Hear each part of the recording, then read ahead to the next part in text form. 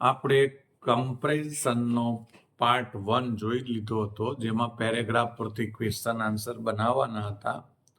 હવે આપણે આજે પાર્ટ 2 ની અંદર અહીંયા એક જાહેરાત આપી છે. એ જાહેરાત પરથી આપણને ક્વેશ્ચન આન્સર પૂછ્યા છે. એ ક્વેશ્ચનના તમારે આન્સર આપવાના રહેશે. આપણી સામે આદિત્ય બેઠો છે, આપણે એને પણ પૂછીશું. પહેલા જોઈ લઈએ શું છે આ જાહેરાત. શ્રીનાથ પ્રોવિઝન સ્ટોર, એટલે કે સ્ટોરનું નામ છે શ્રીનાથ પ્રોવિઝન સ્ટોર, એટલે દુકાનનું નામ છે. મેઇન માર્કેટ નડિયાદ, ક્યાં આવેલું છે એનું આ સરનામું છે. નડિયાદના મેઇન માર્કેટમાં આવેલું છે. હવે અહીંયા શું મળે છે એની વાત કરી છે. All grocery items available here. અહીંયા બધી જ ગ્રોસરીની આઇટમ મળશે. ગ્રોસરી એટલે કરિયાણાની વસ્તુઓ. હવે આ દુકાનનો ટાઈમ લખ્યો છે કે સવારે 10 વાગ્યાથી રાતના 9 વાગ્યા સુધી ચાલુ રહેશે. AM એટલે સવારનો સમય ને PM એટલે બપોર પછીનો સમય, એટલે રાત સુધીનો. મંડે ટુ સેટરડે, મંડે થી સેટરડે તમારે આ દુકાન ખુલ્લી રહેશે. સન્ડે ઈ દુકાન ક્લોઝ રહેશે. તો પહેલો ક્વેશ્ચન છે, what is the name of the store? સ્ટોરનું નામ શું છે? શું કહેશો કહો? ચાલુ કરવાનું. The name of the store is.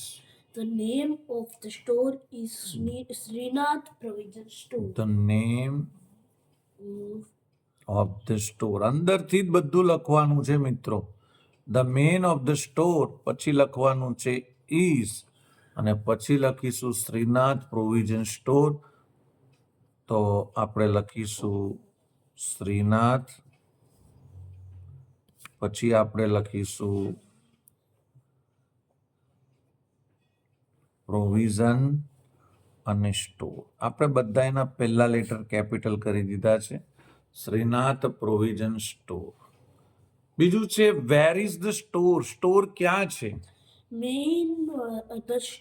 The store પછી is. The store is main market. The store is, હવે લખ્યું છે ને main market Nadiad. Main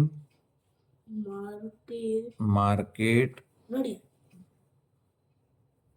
Nadiad. આનો આપણે એમ સ્મોલ કરીશું, પણ નડિયાદ એ પ્રોપર નાઉન છે એટલે એમાં એન આપણે કેપિટલ રાખીશું. નવો પ્રશ્ન છે, વોટ ડઝ ઇટ સેલ? તે શું વેચે છે? તો આ પહેલા લખવાનું it,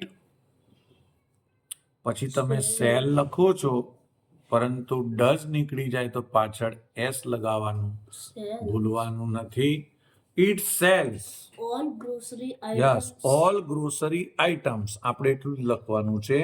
it sells all grocery items. પછી લખ્યું છે, when is shop open? Shop ક્યારે ખુલ્લી રહે છે? તો આપણે સમય જ લખવો પડશે, કારણ કે વેન છે. વેન એટલે સમય લખવો પડશે. તો આપણે લખીશું shop is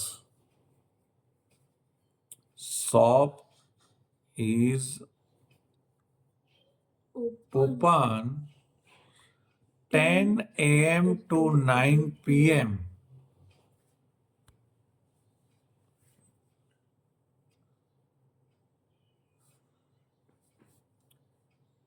Monday to Saturday. આપણે અહીંયા એક શબ્દ લખી દઈશું, during.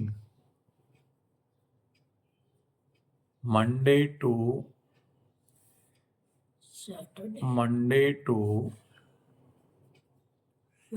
Saturday. Shop is open, દુકાન ખુલે છે 10 વાગ્યાથી 9 વાગ્યા સુધી. મંડે થી સેટરડે, સોમથી શનિ દરમિયાન. When is the shop close? Shop close ક્યારે હોય છે? તો તમને ખબર છે, સન્ડેના દિવસે ક્લોઝ હોય છે. તો the shop shop is closed. Shop બંધ હોય છે ક્યારે? તો on શોપ ક્યારે બંધ હોય છે? તો કે સન્ડે ના દિવસે. Sunday. તો સન્ડે પર, તો on Sunday. On Sunday, Sunday ના દિવસે આ શોપ શું હોય છે? બંધ હોય છે. હવે આપણે એક બીજું કરવાનું છે, એની જાહેરાત આપણે જોઈ લઈશું. અહીં લખ્યું છે વિનય વિદ્યાલય એડવેન્ચર ક્લબ. એડવેન્ચર ક્લબનું નામ છે વિનય વિદ્યાલયમાં એડવેન્ચર ક્લબ આવેલો છે અને અહીંયા નોટિસ આપેલી છે. Date 5 August 2024. Nature camp for students of classes 5 to 8. 5મા ધોરણથી 8મા ધોરણ સુધીના બાળકો માટે નેચર કેમ્પ રાખેલો છે. A 3-day educational tour has been organized by the Adventure Club of our school. Our school એટલે આપણી સ્કૂલના જે એડવેન્ચર ક્લબ છે તેના દ્વારા 3 દિવસનો એજ્યુકેશન ટૂર ઓર્ગેનાઇઝ કરેલું છે, રાખેલું છે. પ્લેસ કયું છે? Jambughoda wild life sanctuary. Date છે 23rd August 2024 to 25th August 2024. તો થઈ ગયું ને 23, 24 ને 25, 3 દિવસની પિકનિક છે. Last date of registration 10th August 2024. નામનું રજિસ્ટ્રેશન કરાવવું એટલે નોંધણી કરાવવા માટેની છેલ્લી ડેટ છે 10th ઓગસ્ટ. કારણ કે 23 તો જવાનું છે એટલે 10મી તારીખ સુધી આપણે નામ નોંધાવવાનું છે. Four further details and registration please contact the adventure club office. જો તમે ડિટેલ્સ મેળવવા માંગતા હો, રજિસ્ટ્રેશન કરવા માંગતા હો, તો એડવેન્ચર ક્લબનો તમે કોન્ટેક્ટ કરો. Secretary Manish Trivedi, adventure club. Adventure ક્લબના સેક્રેટરીનું નામ છે મનીષ ત્રિવેદી. તો હવે આપણે સરસ મજાનું અહીંયા ક્વેશ્ચન આન્સર લખીશું. પહેલો ક્વેશ્ચન છે, who has organized the camp? Camp organize કર્યો છે એડવેન્ચર ક્લબે. તો હુની જગ્યાએ માત્ર લખવાનું છે એડવેન્ચર ક્લબ. અહીં લખી દઈશું એડવેન્ચર ક્લબ. આ હુની જગ્યાએ એડવેન્ચર ક્લબ આવી ગયું, બાકી બધું એમને એમ લખીશું. Has organized the camp. Organised the camp. હવે બીજો એક ક્વેશ્ચન અહીંયા આપણને આપ્યો છે કે how many days in the camp. આપણે હમણાં જ સમજાયું કેટલા દિવસનો કેમ્પ છે. 3 days. તો આપણે અહીંથી લખીશું ધ કેમ્પ. ધ કેમ્પ પછી લખીશું ઇઝ અને કેટલા ડે નો હતો? 3 days. Where is the camp? Camp ક્યાંનો છે?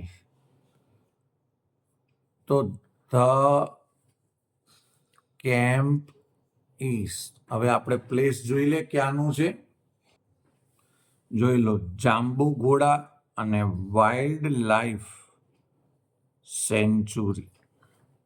Jambughoda wild life sanctuary. તો પ્લેસ લખવાનું છે તો લખીશું at Jambughoda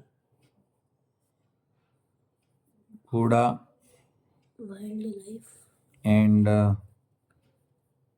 wildlife sanctuary.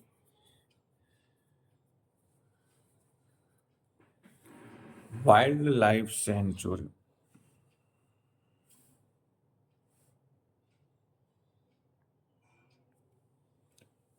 For whom is the camp organized? કોને કેમ્પને ઓર્ગેનાઇઝ કર્યો છે? તો આપણે પહેલા લખીશું ધ કેમ્પ ઓર્ગેનાઇઝડ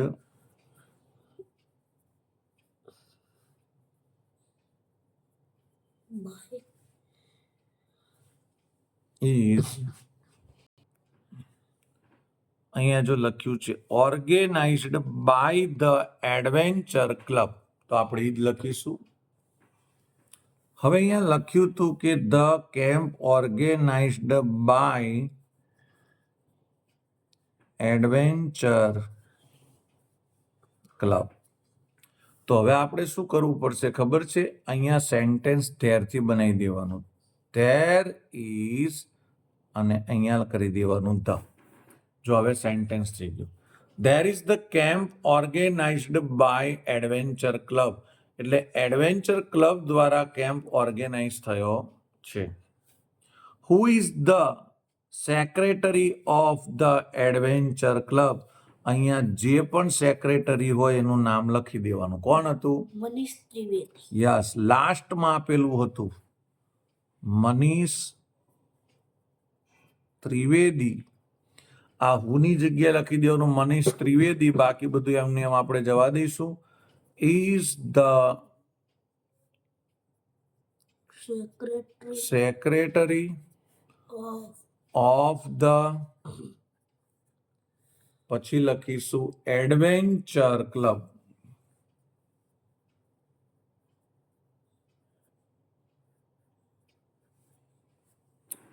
તો આપણે આ જે વિડીયો જે છે એ આપણે પૂરો કરીશું.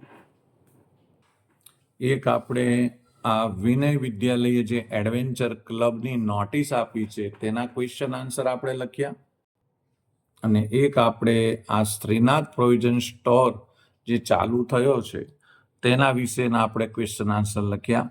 બાય.